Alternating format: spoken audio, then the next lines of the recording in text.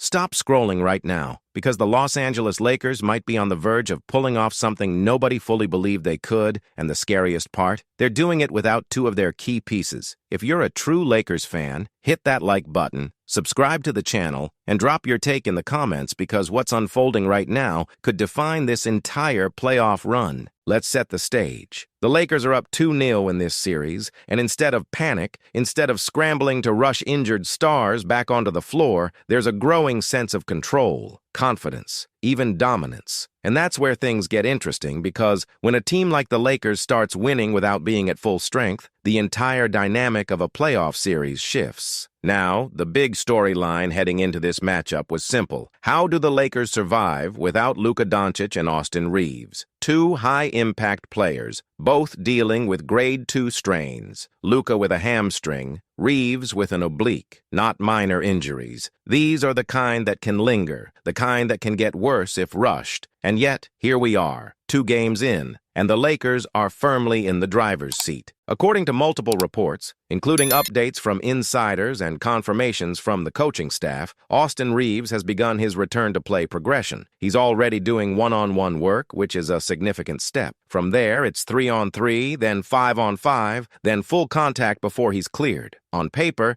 that timeline suggests he could be back late in the series. But here's the real question. Should he be? Because when you look at how the Lakers are performing right now, you start to wonder if bringing him back early is even necessary. This team is finding rhythm. They're defending at a high level, they're controlling tempo, and most importantly, they're playing with urgency. There's a chemistry forming among the available players that you don't want to disrupt unless absolutely needed. And Luka Doncic? That situation is even more cautious. Reports indicate he's behind Reaves in the recovery process, and there's no expectation for him to return during this series. He's progressing, yes. He's been seen on the court, working, preparing. But there's a difference between being active and being ready. Hamstring injuries are tricky, and if you push too soon, you risk everything. Not just this series, but the entire playoff run. This is where strategy comes into play. The Lakers aren't just thinking about beating the Rockets, they're thinking ahead. Because if they advance, and right now it looks very likely, they're staring at a potential second-round matchup with the Oklahoma City Thunder, a younger, faster, more explosive team. That's where you need your full arsenal. That's where Luka Doncic becomes essential. So what the Lakers are doing right now is playing the long game. They're trusting the players who are available, they're managing minutes, they're avoiding unnecessary risks, and most importantly, they're winning. Now let's talk about what's actually happening on the court, because this isn't just about injuries, it's about performance. The Lakers have stepped up defensively in a way that's caught a lot of people off guard. Rotations are sharper, communication is cleaner. They're forcing bad shots, controlling rebounds, and turning defense into offense. And then there's the leadership. This is where championship DNA shows up. Veterans stepping into bigger roles, younger players rising to the moment, and a coaching staff that's clearly making the right adjustments game after game. You can see it in the way they close quarters, the way they respond to runs, the way they maintain composure under pressure. Midway through this breakdown, if you're seeing what I'm seeing, you already know. This is not the same Lakers team people doubted earlier in the season. So go ahead, hit like, subscribe if you haven't yet, and tell me in the comments, are the Lakers better than expected right now, or is this just a temporary surge? Because here's where things get even more intriguing.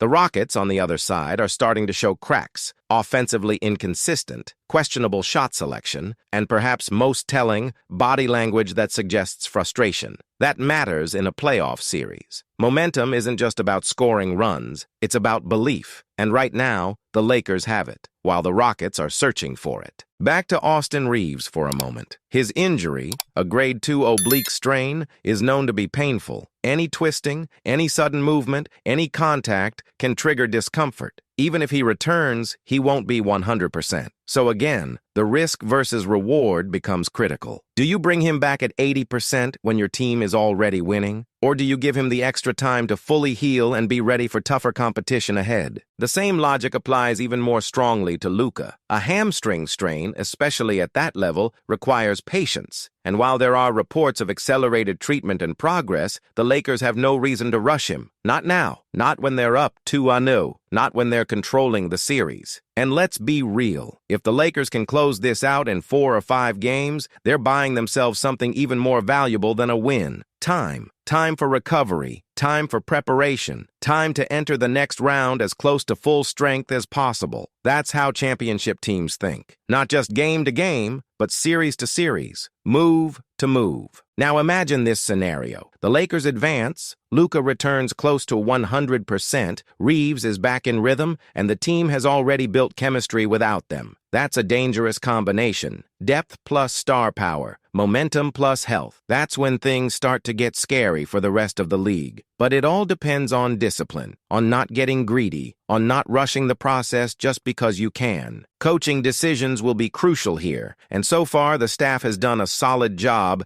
keeping things close to the vest. Minimal information, no unnecessary updates, keeping opponents guessing. That's playoff strategy 101.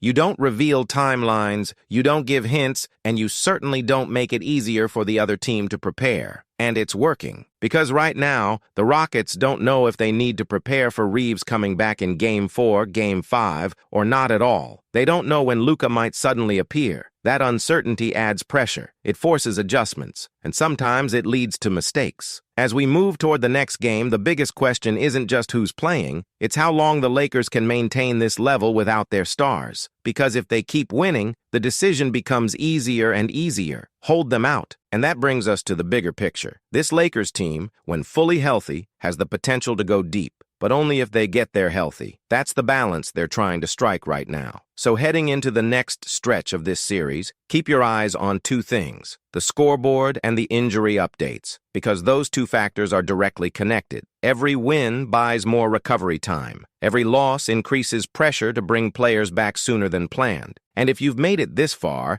you already know this isn't just another playoff series. It's a strategic chess match. So don't forget to like the video, subscribe to the channel, and drop your opinion below because I want to hear it. Should the Lakers keep Luka and Reaves out for the entire series if they keep winning? Or do you bring them back the moment they're cleared, no matter what? Because one thing is certain, the decisions made right now could define how far this team goes. And as we wrap this up, I'll leave you with this. If the Lakers finish this series without their stars and then bring them back fresh for the next round, are we looking at a legitimate title contender, or is there still something missing? What do you think?